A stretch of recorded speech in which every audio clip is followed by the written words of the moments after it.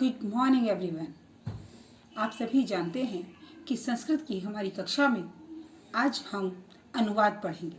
कल हमने पाठ 5 का अनुवाद प्रारंभ किया था और जिसमें हम स्त्री शिक्षा के विषय में बातचीत कर रहे थे। शिक्षा सभी के लिए अनिवार्य है। शिक्षा हमें और हमारे व्यक्तित्व को बड़ा बनाती है और हमें ज्ञान की ओर उन्मुख करती है। शिक्षा के माध्यम से ही हम सफलता प्राप्त कर सकते हैं।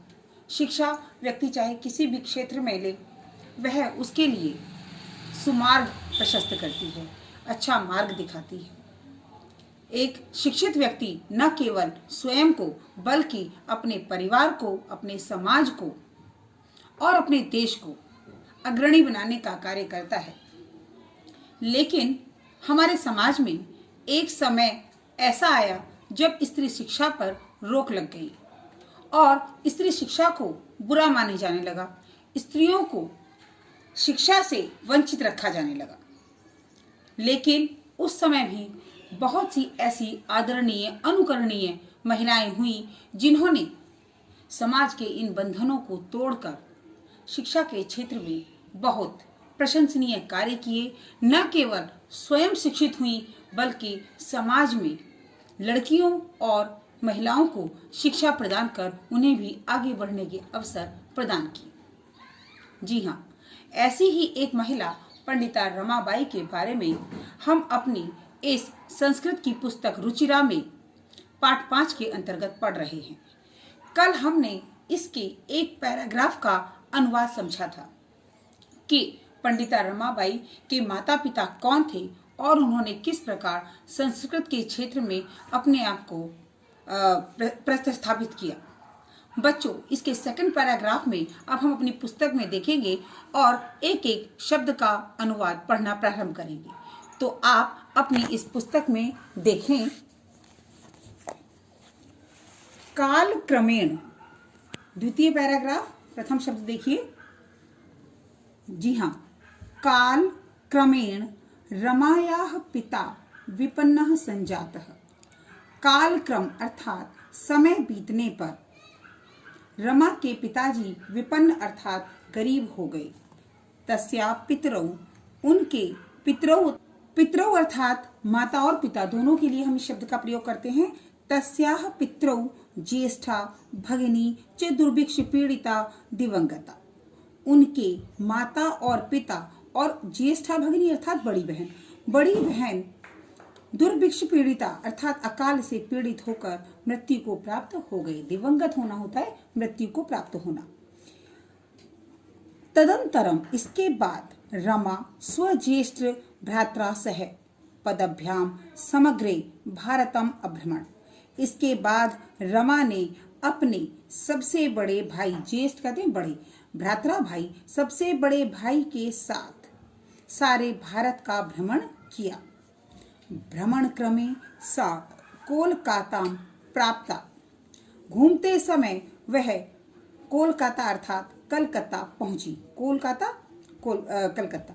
वहां पर संस्कृत वैदिशीन सा तत्र मतलब वहां संस्कृत में विदुषी पंडिता और सरस्वती च इति इस प्रकार उपाध्याम विभूषिता, इन उपाधियों से विभूषित हुई कि संस्कृत की विदुषिता के कारण वो वहां पर पंडिता और सरस्वती की उपाधि से विभूषित हुई। आगे, तत्रैव सा ब्रह्म समाजेन प्रभाविता। वहां वह ब्रह्म समाज से प्रभावित होकर वेदाध्ययनम, वेदों का अध्ययन अकरोत किया। वहां उन्होंने ब्रह्म समाज से प्रभावित होकर वेदों का किया और इसके पश्चात बालिकाओं और स्त्रियों के वेद आदि शास्त्रों की शिक्षा के लिए आंदोलन प्रारंभ किया। 1880 तमे ख्रीष्टाब्दे सा विपिन बिहारी दासेन सह बांकीपुर न्यायालय विवाहम अकरोत्। 1880 ईस्वी वर्ष में उन्होंने विपिन बिहारी दास के साथ अदालत में विवाह किया। सार्धैक वर्षात, 1.5 वर्ष के बाद, अनंतरम पश्चात या बाद तस्या पति दिवंगतः, उनके पति की भी मृत्यु हो गई।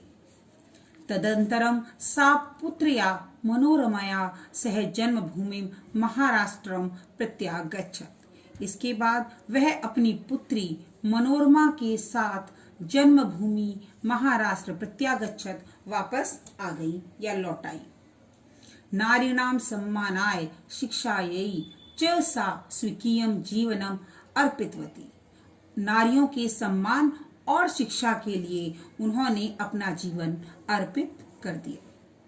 हंटर शिक्षा आयोगस्य समक्षम, हंटर शिक्षा आयोग के सामने नारी शिक्षा विषय स्वमतम प्रस्तुतवती। नारी शिक्षा के विषय में अपने मत को प्रस्तुत किया, अपना मत उन्होंने उनके सामने रखा, हंटर शिक्षा आयोग के सामने। जी, सा उच्च शिक्षार्थम इंग्लैंड देशम गतवती, और उच्च शिक्षा के लिए इंग्लैंड देश गई। उच्च शिक्षा के लिए इंग्लैंड देश गई। तत्र ईसाई धर्मस्य स्त्री विषयकै उत्तम विचारै प्रभाविता जाता, और वहां ईसाई धर्म के स्त्री विषय अर्थात स्त्रियों के विषय में उत्तम विचारों से बहुत प्रभावित हुई। अर्थात इंग्लैंड जाकर वो जो वहां पर स्त्रियों की शिक्षा के विषय में वहां के लोगों के विचार थे, उनसे वो बहुत अधिक प्रभावित हुई। इंग्लैंड देशात रमाबाई अमेरिका देशम अगच्छत। अब देखिए उन्होंने क्या क्या किया और कैसे कैसे किया। इंग्लैंड देश से रमाबाई अमेरिका देश गई। तत्र सा भारतस्य विधवा स्त्रीणां सहायतार्थम अर्थ संचयम अकरोत्। तत्र वहां सा उन्होंने भारत की विधवा स्त्रियों की सहायतार्थम सहायता के लिए अर्थ संचय अर्थात धन इकट्ठा किया। कहाँ पर? अमेरिका में। कि जब वो अमेरिका गई तो वहां उन्होंने भारतीय विधवा स्त्रियों की सहायता करने के लिए धन को इकट्ठा किया। आगे देखिए, भारतम प्रत्यागत्य, भारत लौटकर मुंबई नगरे सा शारदा सदनम स्थापयत। भारत लौटकर मुंबई नगर में उन्होंने शारदा सदन की स्थापना की। स्थापना की। अस्मिन् आश्रमे निस्सहाया स्त्रिय निवसन्ति। इस आश्रम में निस्सहाय अर्थात जिनका कोई सहायक नहीं होता, निस्सहाय स्त्रियां रहती थीं। जहां पर स्म शब्द लग जाता है वहां पर ये भूतकाल का वाक्य बन जाता है। तत्र स्त्रियः मुद्रण, टंकण, काष्ठ कला आदिनश्च प्रशिक्षणमपि लभन्ते इसमें। तत्र वहां पर स्त्रियां मुद्रण, टंकण अर्थात टाइप करना, काष्ठ कला लकड़ी के जो खेल खिलौने आदि की कला होती है, लकड़ी से कोई भी सामान बनाने की कला, उसे कहते हैं काष्ठ कला। तो काष्ठ कला आदि का प्रशिक्षण प्राप्त करती थीं।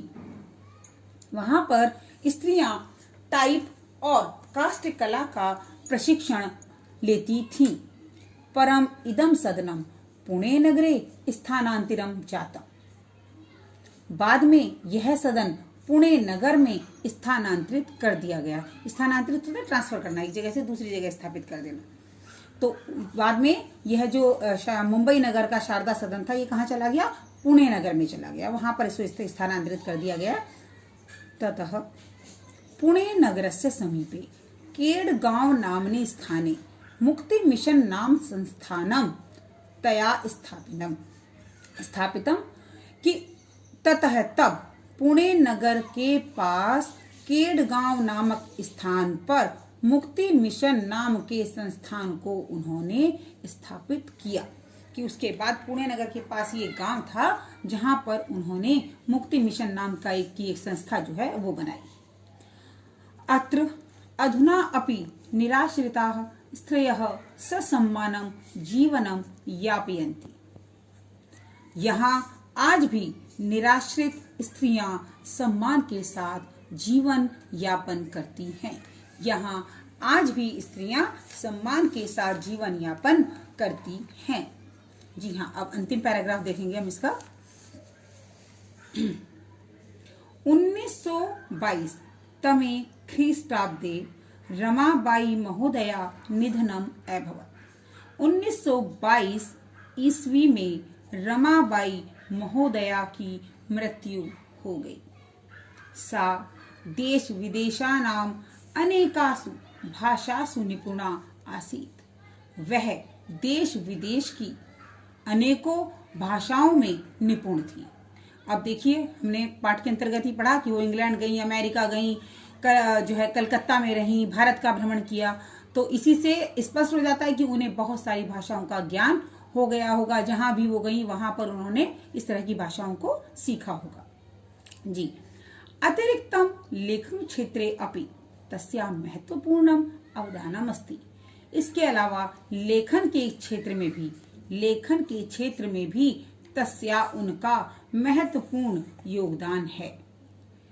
स्त्री धर्म नीति हाई कास्ट हिंदू विमेन इति तस्या प्रसिद्धम रचना द्वयम्।